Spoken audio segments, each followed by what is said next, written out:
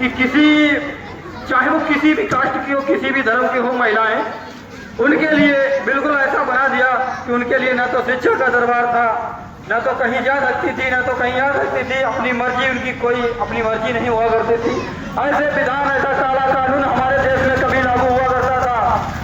बाबा साहब ने, जब बाबा साहब पढ़ाई लिखाई करके और जब वहां को अपने देश आए वापस, तो उन्होंने देखा कि इस देश में भेदभाव बहुत है, और उससे भी ज्यादा भेदभाव इसलिए मनाया जाता है कि अगर वो बाढ़ के हिसाब से इस बाढ़ व्यवस्था बना करके इन्होंने तैयार की थी, चाहे वो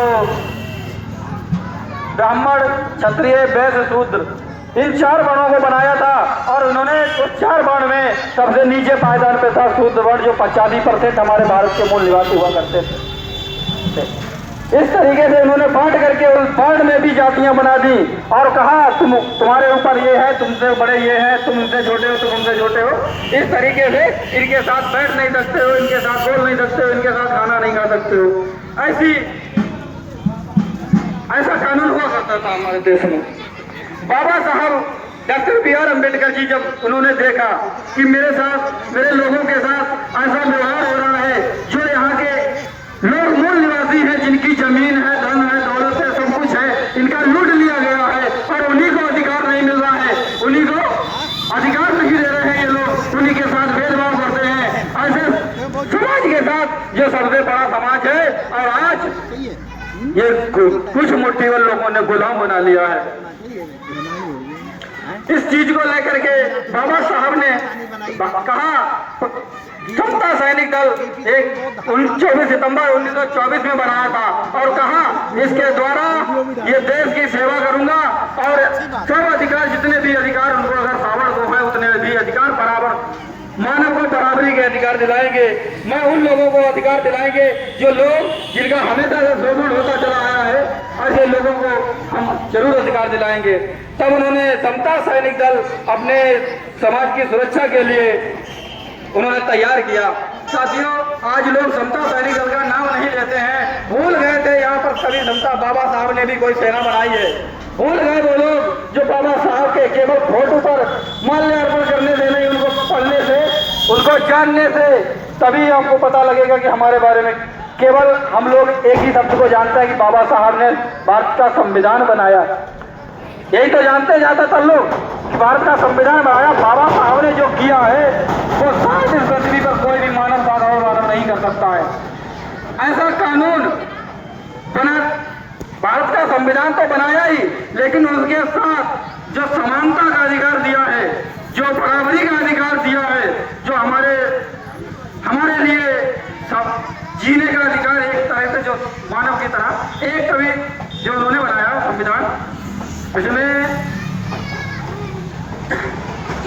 बाबा साहब के द्वारा बना हुआ संविधान, जिसने हमारे समता, मैत्री, भाईचारा, बंधुता, जो बुद्ध धर्म में है वही भारतीय संविधान में है। कभी हमारे मानव को, जो हमारे शूद्र वर्ण में आते समाज के लोग, अच्छा शूद्र वर्ण में आते समाज, जो उनके लिए क्या था, उनका कहीं भी कोई भी शोषण कर सकता था, उनको मार देते थे। तो उनको पता कितना बताया गया, जैसे किसी पक्षी को मार दो या किसी जानवर को मार दो, आज जो मुर्गा है या इस तरीके से कीड़े मकोड़े की तरह, उनके लिए कोई पाप नहीं लगता था।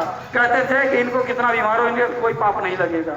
इसी तरीके से हमारे लिए शोषण होता रहा हमारे लोगों के ऊपर, और लाखों की संख्या में, लाखों कहा, जब से कहो, अगर आजादी के बाद से हमारा समाज कुचला गया, मारा गया, जिनके अधिकारों का हनन होता रहा, कभी हम लोगों ने अगर कोई आवाज उठाई तो वो आवाज दबा दी गई। हमारे महान पुरुष जिन्हें हम देख पा रहे हैं, ये तो महान पुरुष जिन्होंने पूरे जीवन को त्याग कर दिया हमारे समाज के प्रति, लेकिन हमारा क्या, उससे जो थोड़ी थोड़ी लड़ाई लड़ते रहे, आगे बढ़ते रहे, आज जब मुकाम आया, जितने सभी महान पुरुषों ने किया, उतना अकेले बाबा साहब ने आकर के जब उन्हें मौका मिला तो भारतीय संविधान बना करके हमें अधिकार दिलवाए।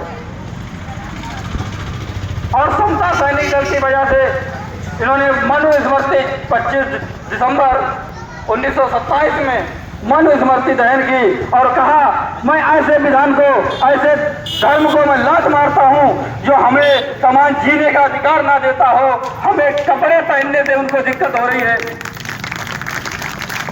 हमें बराबरी का अधिकार दिलाने से उन्हें दिक्कत हो रही है, तो मैं ऐसे धर्म को लात मारता हूं, ऐसे कानून को मैं लात मारता हूं। मैं ऐसे कानून को कभी स्वीकार नहीं करूंगा, कभी उनको नहीं मानूंगा, कभी ऐसे कानून को नहीं मानूंगा जो मानव मानव में भेद करे। इसी तरीके से बाबा साहब ने ये मनुस्मृति जला दी और उसके बाद एक वादा किया कि मैं तुम्हें ऐसा कानून बनाऊंगा, मैं ऐसा संविधान बनाऊंगा जो सबके लिए समान अधिकार हो, सबके लिए साथ में बैठ सके, जी सके, अच्छे कपड़े पहन सके, किसी के साथ कोई भेदभाव ना होता हो। ऐसा मैं विधान बना करके तैयार करूंगा। और जब मौका मिला बाबा साहब को, तब उन्होंने हमारे भारतीय संविधान बना करके तैयार किया।